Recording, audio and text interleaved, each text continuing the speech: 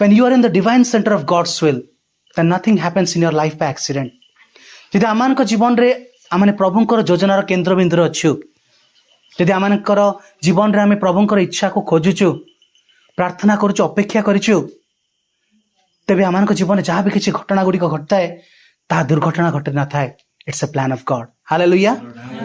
प्रभुंकर गोटे योजना थाए. जदि आमाने जे स्थान रे एकत्रित होइचु, it is also a plan of God. आज मुझे स्थान को आसिया पूर्व चिंता करूली, प्रभु आज को विषय रे आज से स्थान रे तुमरी वाक्य को मु रखिबी.